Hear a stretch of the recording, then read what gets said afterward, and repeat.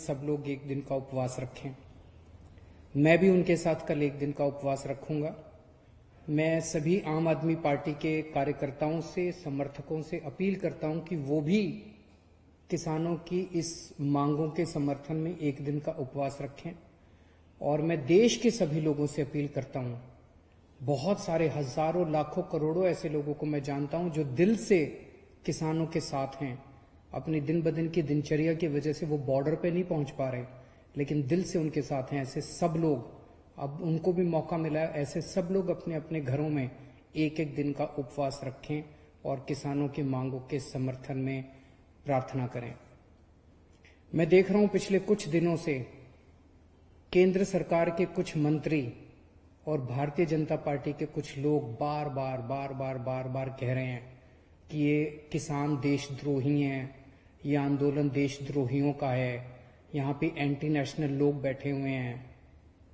मैं उनसे पूछना चाहता हूं, हजारों एक्स सर्विसमैन, पूर्व सैनिक जो रिटायर हो चुके हैं, ऐसे हजारों पूर्व सैनिक वहां पे बॉर्डर पे किसानों के साथ बैठे हुए हैं, जिन लोगों ने एक समय में देश की रक्षा करने के लिए अपनी जान की बाजी लगाई थी। ऐसे हजारों सैनिक हैं जो अपने घरों में बैठ के उनके लिए दुआएं कर रहे हैं, प्रार्थना कर रहे हैं। ये सारे एंटी नेशनल हैं। मैं उनसे पूछना चाहता हूं, उनके मंत्रियों और भाजपा के नेताओं से, कि ऐसे कितने ही नेशनल और इंटरनेशनल खिलाड़ी हैं जिन्होंने देश के लिए इंटरनेशनल स्तर पे, अंतर्राष्ट्रीय स्तर के ऊपर देश के लिए नाम कमाया और देश के लिए मेडल जीत के लाए। ऐसे कितने ही खिलाड़ी वहां पे बॉर्डर पे बैठे हुए हैं किसानों के साथ, अपने अपने घरों में बैठ के वो दुआएं भेज रहे हैं उनको। ये सारे इंटरनेशनल खिलाड़ी जो देश के लिए खेले थे और जिन्होंने देश के लिए मेडल जीते थे, ये सारे एंटी नेशनल है। मैं पूछना चाहता हूं इन सारे बीजेपी के नेताओं और इन सारे मंत्रियों से, कितने सिंगर्स हैं, बॉलीवुड सेलिब्रिटीज हैं जो किसानों के बच्चे हैं। मैं जानता हूं कुछ कुछ सिंगर्स को तो मैं खुद जानता हूं, कुछ सेलिब्रिटीज को मैं खुद जानता हूं जो किसानों के बच्चे हैं, किसानों के परिवार से आते हैं। ये सब लोग जो इनको समर्थन कर रहे हैं, ये एंटी नेशनल हैं। कितने ही ऐसे डॉक्टर्स हैं जिन्होंने अपना समर्थन दिया है, ये सब डॉक्टर्स हमारे देश के एंटी नेशनल हैं। आज मुझे पता चला बहुत बड़ा वकीलों का समूह बॉर्डर के ऊपर उनको समर्थन देने के लिए पहुंचा था। ये देश के सारे वकील एंटी नेशनल हैं। कितने ही व्यापारी हैं, पंजाब से कई व्यापारी मेरे से मिलने के लिए आए कुछ दिन पहले। उन्होंने बताया कि पूरे पंजाब के सारे व्यापारी इनके साथ हैं, और केवल पंजाब नहीं, पूरे देश के सारे व्यापारी इनके साथ हैं। देश के सारे व्यापारी एंटी नेशनल हैं। मुझे याद आ गया अपने अन्ना हजारे जी के आंदोलन के दिन, जब हम भी रामलीला मैदान में आंदोलन के लिए बैठे थे। उस वक्त की कांग्रेस की सरकार भी तरह तरह के षड्यंत्र रच के हम लोगों के खिलाफ रोज अखबारों में और मीडिया में, टीवी चैनलों पे स्टोरी प्लांट की जाती थी कि ये गलत लोग हैं, ऐसे लोग हैं, एंटी नेशनल लोग हैं।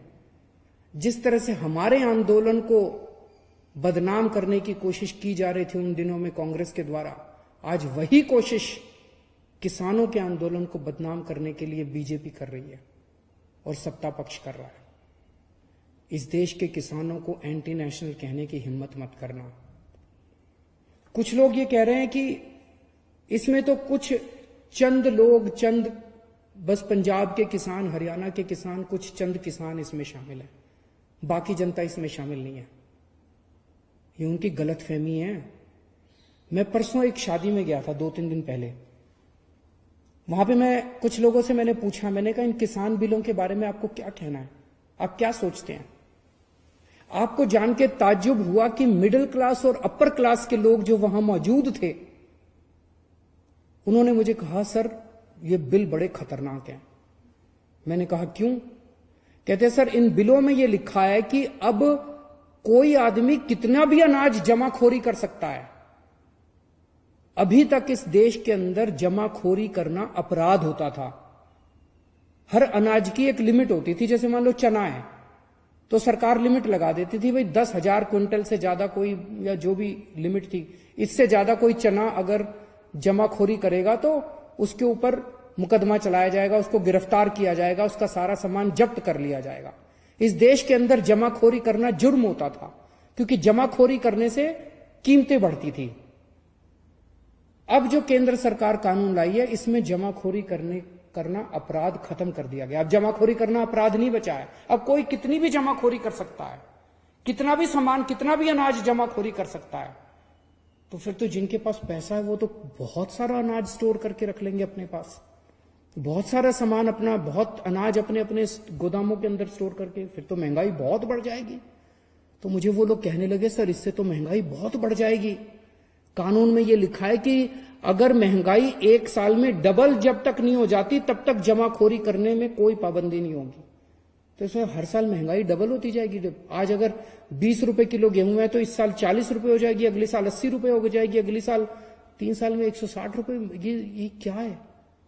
तो मैं ये कहना चाहता हूं कि कोई ये गलतफहमी में ना रहे कि इस कानून के समर्थन में केवल चंद वो किसान हैं जो बॉर्डर पे बैठे हुए हैं, वो भी हजारों लोग बैठे हुए हैं। इस देश का एक एक आदमी इन कानूनों को समझ रहा है, हर आदमी इन कानूनों को समझ रहा है और इन कानून की बारीकियों को समझ रहा है। जो लोग अपनी जिंदगी में व्यस्त होने की वजह से बॉर्डर पे नहीं पहुंच पा रहे, उनका दिल वहीं है, किसानों के साथ है। तो मेरी केंद्र सरकार से गुजारिश है कि अहंकार छोड़िए। अहंकार अच्छी चीज नहीं होती। सरकारें जनता से बनती है, जनता सरकारों से नहीं बनती। अगर जनता इन तीनों बिलों के खिलाफ है तो इन तीनों बिलों को तुरंत रद्द किया जाए और एमएसपी के ऊपर किसानों की फसलें खरीदने की गारंटी देने का बिल बनाया जाए। जितनी भी किसानों की मांगे हैं, उन सारे किसानों की मांगों को तुरंत मंजूर किया जाए। नमस्कार।